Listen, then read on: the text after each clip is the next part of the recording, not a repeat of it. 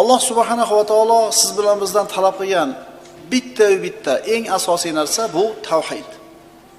Alloh taolo siz bilan bizni bitta gunohdan tiyilishligimizni qattiq talab qilgan. Qolgan gunohlarni inson sodir qilar ekan, ularni Alloh xohlasa kechiradi. Ammo shirk degan gunoh bor, tavhidning muqobilida. Bu gunohni qilgan bandani Alloh taolo hargiz kechirmaydi. Astagfirullah. Innalloha la yaghfiru an yushraka bihi va yaghfiru ma duna zalika liman yasha. Albatta Alloh taolo o'ziga shirk keltirishini hech kimga kechirmaydi. Undan boshqa gunohlarni xohlagan bandasi uchun kechiradi. Ey odam bolasi, hadis qudusida Alloh taolo aytdi: "Yer qobig'i to'ldir gunoh bilan kelgan oldimga." Yerni gunohga to'ldirib tashagan bo'lgin kelguncha. Lekin menga shirk keltirmasdan ro'baro bo'lsang, yer qobig'i to'ldir, rahmatim bilan seni kutib olaman deydi. Demak, boshqa gunohlarda hammasi bitta pallada, shirk bitta pallada turadi. Tavhid va shirk. Alloh subhanahu va taolo Qur'oni Karimda bir misolni keltirdi. Bir zarbul masalni keltirdi. Aql egasi bundan o'ziga yetarli xulosani oladi. Ikkita qul. Bitta qulni, birinchi qulni ko'p xo'jayinlari bor.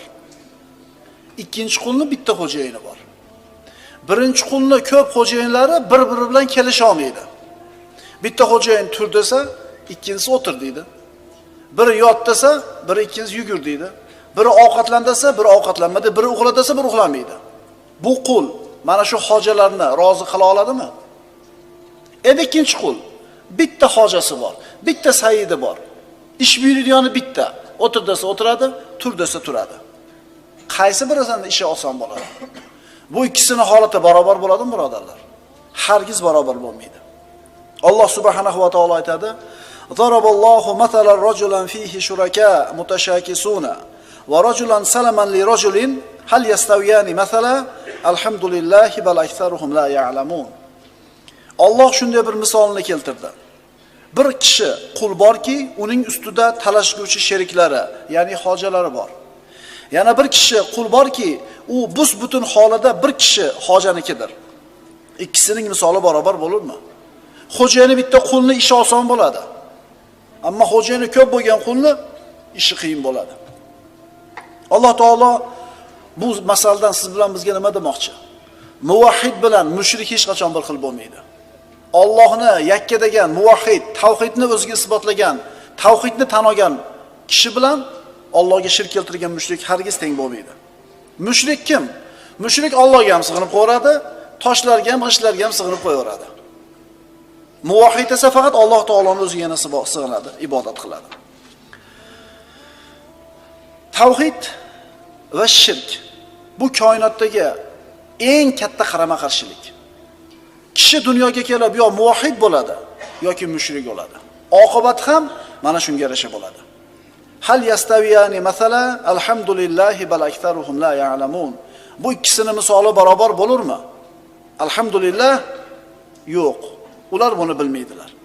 Kunlarning birida payg'ambarimiz sollallohu alayhi vasallam bir mushrik bilan munoqasha qilib qoldilarda, haligindan so'radilar: "Nechta ilohga ibodat qilasan?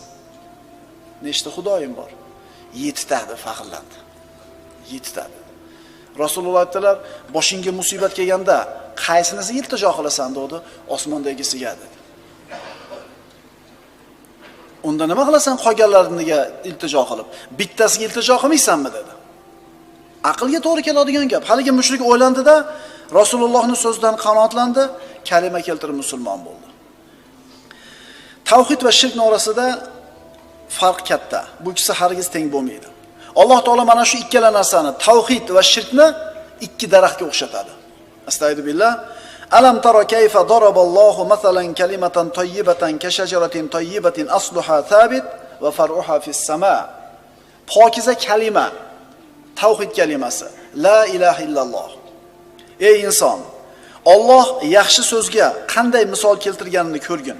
Yaxshi so'z bu la ilaha illalloh. U so'z xuddi bir asl daraxtga o'xshaydiki, uning ildizi yer ostiga mahkam o'rnashgan, shoxlari esa osmonda. Mustahkam turadi. Shoxlari shunday balandki, osmonga yetadi. Naqadar go'zal daraxt. Bu daraxtning mevasi ham bor. Mevasi dunyo daraxtlariga o'xshab mavsumda meva beradimi? Sezonda tu'ti ukulaha kulla hinin bi izni robbiha va yadribullohu al-amsala lin-nasi la'allahum yatadhakkarun. Parvardigorining izni irodasi bilan u mudom meva berur. Doim meva beradi. Alloh odamlar eslatma, ibrat olishlari uchun mana shunday misol keltirur. Kalima toyyiba la ilaha illalloh insonga doim meva beradi. Qalbi xotirjam bo'ladi. Umrida rizqida barakot bo'ladi. Dunyoda nima yashayotganligini biladi. Dunyoda mushkulalari, mashaqqatlari kelganda sabrli bo'lishning mevasini beradi va oqibatda jannatga olib kiradi. Endi Alloh taolo habis kalima, shirk kalimasini misolini nimaga o'xshatdi? Va masalu kalimatin tayyibatin ka shajaratin khabithatin jutussat min fawqil ard ma laha min qaror. Yomon so'zni, ya'ni kufr so'zini, shirk so'zini misoli esa yerdan ildizi uzilib qolgan, bir joyda o'rnashib, qo'nib topmaydigan nopok daraxtga o'xshatur. Mushrik bo'lgan odam xuddi daraxtning tomiri yerdan uzilib tashlab qo'yilgan odamga o'xshaydi. Uni qarori yo'q. Manoni qilsa ishlar yaxshi bo'lib ketadi degan bo'lsa o'shini qiladi. Mana biznes yaxshi bo'lyapti desa buni qiladi. Odamlar nima desa o'shini qilib ketaveradi. Ammo muvahhid odam dini bor uni, e'tiqodi bor, aqidasi bor, mustahkam turadi. Hech qanaqa shamol egib yubora olmaydi. Alhamdulillah bal aktsaruhum la ya'lamun. Allohga hamdlar bo'lsin. Odamlarning ko'pi bu narsani bilmaydi. Nuh alayhissalom o'limi oldidan o'zini o'g'illaridan biriga nasihat qilib shunday dedi: "Ey o'g'lim, agar 7 osmon va 7 yer tarozini bitta pallasiga qo'yilib turib, la ilaha illalloh ikkinchi pallasiga qo'yilsa, la ilaha illalloh kalimasi og'ir keladi. 7 qavat yer, 7 qavat osmondan mana shu siz bilan biz aytayotgan pokiza kalima og'ir keladi. Shirk kalimasi. Va man yushrik billahi fa ka'annama kharra minas sama fatahtafuhu at-tayru aw tahwi bihi ar-rih fi makanin sahiq. Mushrik kim? Mushrikda ahvoli qanaqa? Kim Allohga shirk keltirsa, bas u osmondan qulagan uni bir vahshiy qush o'lja qilib olib ketgan yoki qattiq shamol yiroq joylarga uchirib ketgan kabidir. Kishi agar shirkda bo'ladigan bo'lsa, hozir aytganimizdek, shamol qayoqqa puydasa, o'sha tomonga qarab ketaveradi. Kishi o'zini pokiza fitratini, islomiy fitratini shirk keltirib o'zi bulg'ab oladi. Har bir kishini qarang, mana bu har bitta mushrikning misoli mana shunga o'xshaydi. Endi musulmon odamchi, muvahhid odamchi, bu ikkisi barobar bo'ladimi? Qiyomat kunida bir kishi oldiga sijillasi qo'yiladi, sahifalari. Bitta sijillasi varag'i insonni ko'zi yetadiganchalik masofa uzoq. Gorizontgacha bitta varag'i. Shunaqa sijillarni hammasiga gunohlar yozilgan. Va mana shu sijilladan 99 ta. 99 ta sijillasi faqat gunoh bilan yozilgan. Alloh taolo aytadi: "Ey banda, senga zulm qildingmi biz?" Banda yo'q deydi. "Sen qilmagan birorta ishni yozib qo'yibmizmi?" Banda yo'q deydi. "Hammasi mening amallarim, hasanatim yo'q." Alloh taolo aytadi: "Ha, seni bitta hasanating bor." Banda aytadi: "Parvardigor, bitta hasanat nima qila olardi buncha sijillar, ma'siyatlarning oldida?" Bilasanmi bu hasanat nima edi deydi Alloh taolo. La ilaha illalloh. Ana shu sijillar tarozini bitta pallasiga qo'yiladi, la ilaha illalloh kalimasi bitta pallaga qo'yiladi, la ilaha illalloh og'ir keladi. Dunyodagi eng katta ne'mat, eng katta boylik bu la ilaha illalloh kalimasini aytishlik. Alloh taolo hammamizni ketar soatimizni shu kalima bilan sobit qilsin. Alloh taolo aytadi: "Ya ibn Adam, innaka law ataytani bi qurabil ardi khataya thumma laqitani la tushrik bi shay'an la ataytuka bi qurabiha maghfira." Ey odam bolasi, yer qobig'i to'ldir, xato gunohlar bilan faqat shirk keltirmay yo'liqsang, yer qobig'i to'ldir, rahmatim bilan kutib olaman, mag'firatim bilan deyapti. Birodarlar, bormi kalima bizda? Tavhid bormi qalbimizda? Inshaalloh qolgan xatolarimizni Alloh taolo avf qilishini umid qilamiz. Odam alayhissalom birinchi inson. Odam alayhissalomni Alloh taolo yaratib, ruhidan kirgizdi, Odam alayhissalom harakatga keldi.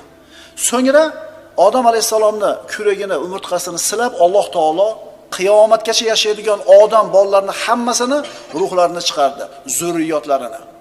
Hammamiz bor edik o'shada, faqat eslolmaymiz uni. Otangiz ham, opa-dadangiz ham, 7-nevarangiz ham o'shada bor edi, chunki ruhlar bir vaqtda chiqarilgan, yaratilgan edi. Va mana shu joyda Alloh taolo siz bilan bizdan va'da oldi. Musulmonmisan? Alhamdulillah musulmonman. Qachondan beri musulmonsan? Almasoqdan beri. Almasoqning ma'nosi nima? Ana shu ruhlar, ha, sen bizni yaratgan Parvardigorimizsan deb va'da bergan kun al-Misoq deyiladi. Qachondan beri musulmon ekanmiz? Al-Misoqdan beri. Va iz akhadha robbuka min bani adama min zuhurihim zurriyatahum va ashhadahum ala anfusihim alastu bi robbikum qalu bala shahidna. Parvardigoringiz odam bolalarining bellaridan zurriyotlarini olib, men Parvardigoringiz emasmanmi deb o'zlariga qarshi guvoh qilganlarida, ular haqiqatan sen Parvardigorimizsan, bizlar bunga shohidmiz deganini eslang. Ana shu kungi va'damiz, birodarlar, misoq deyiladi. Ana shu va'damizga muvofiq biz dunyoga islom fitrati bilan kelamiz. Kullu mavludin yuladu ala fitratin deganlar Rasululloh sallallohu alayhi vasallam. Har bitta odam bolasi chaqaloq dunyoga islom fitrati bilan keladi. Keyin ota-onasi uni yahudiy qiladi, nasroniy qiladi, majusiy qiladi. Rasululloh shunday deganlar, musulmon qiladi demaganlar. Chunki o'zi musulmonida dunyoga kelishida. Demak, inson bolasi dunyoga kelib, tashqaridan unga ta'sir ko'rsatilmasa, u buzilmasa, dunyo qarashi, tabiati aynitilmasa, islomda yashar ekan. Payg'ambarimiz shuncha aytayaptilar-da, keyin ota-onasi uni yahudiy qiladi, nasroniy qiladi, majusiy qiladi. Nima qilsa tashqaridagilar qiladi. Insonda o'ziga qolsa, Allohning o'ziga sig'inadi yolg'iz. Ana mushayda misolida aytdik-ku. Qiylanganingda, musibat kelganda kimga sig'inasan desa, osmondagisiga deyapti. Aka osmondagisiga sig'inaverdi, qabul qildi. Bizni ham agarchi tinimsiz televizordan, internetdan, boshqa narsa bilan miyalarimiz buzib turilmasa, mo ko'chada qing'ir-qing'ir yurgan birodarlarimiz bunaqa yurishmagan bo'lar edi. To'g'rimi? Ha, qarang, bu gapimizga o'laymiz endi.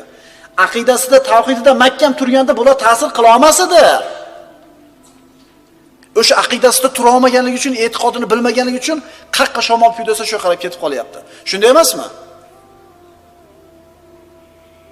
Tavhidni mahkam ushlagan inson yaxshi kunida ham, yomon kunida ham kimga duo qilishni yaxshi biladi. Boshiga musibat kelganda kimdan yordam umid qilishni ham yaxshi biladi, ikkilanmaydi. Qalbi xotirjam.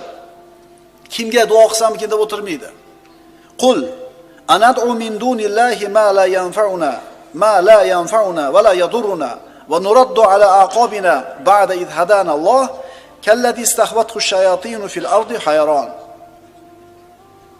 Ayting.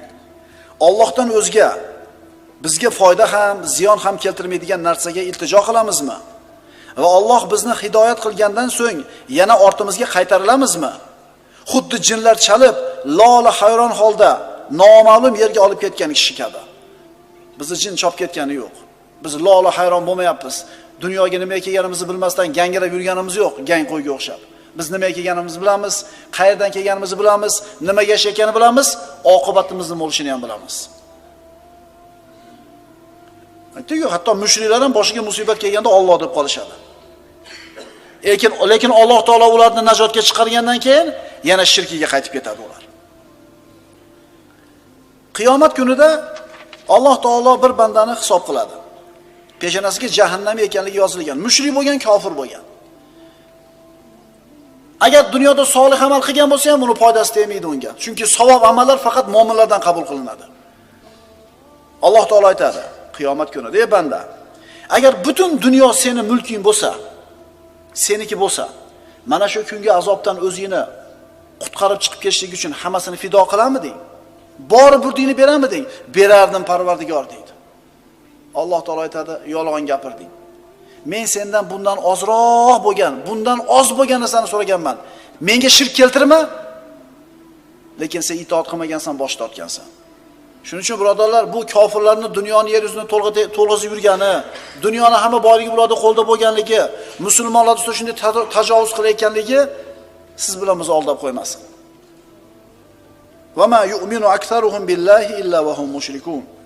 Ularning ko'plari Allohga faqat mushrik bo'lgan hollardagina iymon keltiradilar. Ya'ni Allohga iymon keltirdim deydi, lekin qilayotgan ishlari nima? Shirkiyat bo'ladi. Qaranglar, Odam alayhissalom bilan Nuh alayhissalomning o'rtasida 10 asr o'tgan deyiladi. Vallohu alam. 1000 yil. Mana shu 10 asrning ichida odamlarning hammasi muvahhid bo'lgan. Shirk bo'lmagan. Ha, qotillik bo'lgan, ha, boshqa gunohlar bo'lgan, ammo shirk bo'lmagan. 1000 yilgacha shayton odamlarni shirkka boshlay olmagan. Nuh alayhisalomning davridan boshlab odamlar shirkka ketishdi va shayton shu kundan beri odamlarni shirkka boshlab keladi.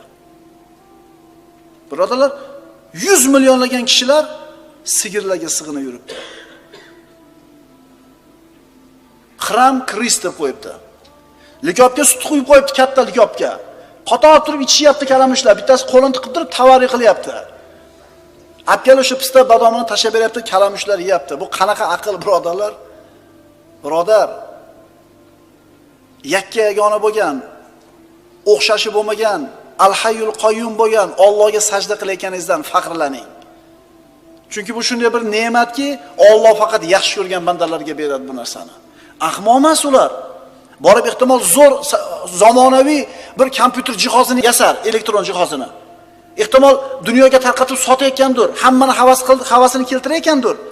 Lekin ishini tugatgandan keyin uyiga boradida o'sha moliga yoki bo'yatayotgan kalamushiga sig'inadi. Bu qanaqa aql? Bu qanaqa aql? Afaman yamshi mukibban ala wajhihi ahda amman yamshi sawiyan ala siratin mustaqim. Alloh taolo so'rayapti. Axir yuz tuban yuradigan kimsa haq yo'lni topguvchiroqmi yoki qaddi rost holda to'g'ri yuradigan kimsami? Ibrohim alayhisalom o'zini qavmini da'vat qilayotganda shuni derdi-da, bu toshlar, g'ishlar sizlarga nima foyda beradi? Bolta bilan hammasini chof-chof qo'yib turib, bittasini bo'yniga yilib qo'ydi. Sen qildingmi Ibrohim, butlarimizni sen chopdingmi deganda mononi siqildi. So'raylarchi dedi. Ahmoq emas edi ular, lekin qalbli ko'zlari ko'radi ularni. Afa hasibtum annama xalaqnakum abathan va annakum ilayna la turja'un. Yulduzga sig'ingan, molga sig'ingan, toshga sig'ingan, sanamga sig'ingan bu mushriklar Alloh ularni bekarga yaratdi deb o'ylashadimi? Alloh taolo so'rayapti. Yoki sizlarning gumoningizcha biz sizlarni behuda yaratdik-ku, sizlar bizning huzurimizga qaytarilmaysizlarmi? Bu agar shunday bo'lsa bu bekarchilik bo'lib qoladi-yu. Abas bo'lib qoladi-yu. Alloh taolo bunday abasdan, bekarchilikdan pok bo'lgan zot. Fata'ala Allohul malikul haq, la ilaha illa huva robbul arshil karim. Zotan haq podshoh Alloh bironta ishni behuda qilishlikdan yuksakdir. Hech qanday iloh yo'q, magar u ulug' arsh sohibi bordir. Siz ham yashayapsiz, mushrik ham yashayapti. Muvahhid ham yashayapti, mushrik ham yashayapti. Hammaning oqibati bir xil bo'ladimi? Siz bilan bizdan Alloh taolo talab qilgan eng asosiy narsa tavhid. Siz bilan bizni ehtiyot bo'lishimiz kerak bo'lgan eng asosiy narsa shirk. Allohni yakka deb bilgan muvahhid bilan Allohga shirk keltirgan mushrik. Bu ikkisi barobar bo'ladimi?